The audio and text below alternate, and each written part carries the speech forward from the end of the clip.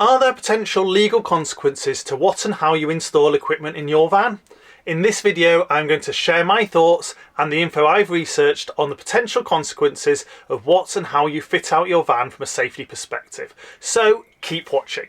Don't forget to check out our other videos on everything campervan and motorhome related, from solar to water, heating to gadgets, tyres to trips. If you like this video, please do hit the thumbs up. It really does help me to know what you like, and you can ask any questions or give feedback in the comments. If you want to make sure you don't miss any of our future videos, please hit the subscribe button, and clicking the bell will give you a notification when a new video goes live. Finally, if you do decide to hit the thumbs down, it would be great if you could also leave a comment so I know what you didn't like.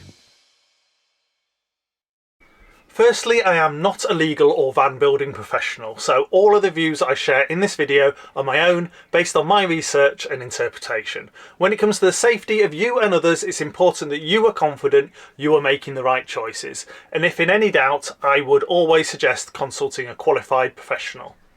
Something that comes up regularly when talking about gas, electrical or diesel safety is that you can do whatever you want in your own van, as it's not covered by legislation unless you sell it commercially or hire it out. But is that actually true? Well, yes and no. When it comes to the regulations and legislation around gas and electrical installations in a motorhome or camper van, it seems correct that by the letter of these, you do not have to abide by them if you are building the van for your own use, though I would say it is the safest option to do so. However, does that mean we can freely do whatever we want without risk of consequences? One thing to consider is your insurance and the company's policy when it comes to the installation of gas in your van. I know that the company I am with specify in their terms and conditions that any gas installation has to meet the regulations set out in the gas safety installations and use regulations, and having a quick look at other companies, most appear to specify the same. So if you want to ensure your van is protected as you would expect, it seems ensuring the installation meets the regulations could be essential. Now, what about any legal implication of installing a system that doesn't meet the current regulations? Well, from my investigations, I believe there is still a risk of consequence, not only morally, and that it is wise not only to do the safest installation for you to keep yourself and your friends and your family safe, but you also should consider that in the future you may want to sell your van, and you then have no control over how items are used, and you could find that non-room sealed instant water heater that you fitted in the van, the new owners aren't quite as thorough as you to always open the windows before using it, and therefore may put themselves at significant risk. Morally, I am sure we'd all agree we wouldn't want to put anyone at risk, but legally, it's also my understanding you could be liable to prosecution. The legal advice I was able to obtain clarified that if a member of the public installs equipment deemed to be dangerous and it affects anyone else either while in their possession or subsequent owners, then there is a risk of liability. A couple of examples of this are the tragic scenario in Windermere in 2013 where a poorly installed generator exhaust on a private boat caused the death of a woman and child. The owner of the boat, the woman's partner, was successfully prosecuted for manslaughter and sentenced to 2 years, given that the installation was dangerous and not following the manufacturer's installation and usage advice, even though it was his boat, not sold commercially or hired out.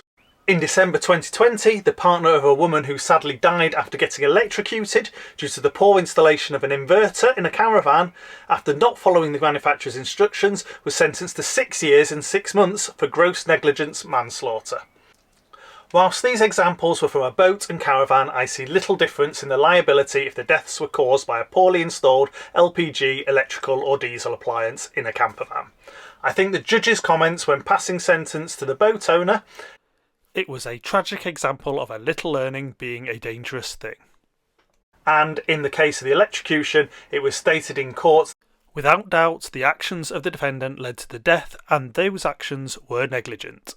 If we're not careful, I feel this is something that could easily apply to many of us as van self-builders, if we're not careful and confident of the work we are doing. When you think about it, it's obvious that if you do something, clearly dangerous, like not following the manufacturer's advice or installation instructions, and that affects others, then there are potential consequences. Claiming that you don't have to do things safely because it's not covered by specific legislation is unlikely to be a credible defence, should the worst happen. So, should we need to consider carefully what and how we install equipment in our vans? Following the manufacturer's advice and instructions, even though the specific legislation doesn't dictate or there's no legal obligation? Well, I'll leave that up to you to decide, but do please stay safe. Thanks for watching our video, and as always, if you have any questions or feedback, please pop them in the comments below. If you find the video useful, please like, share and consider subscribing.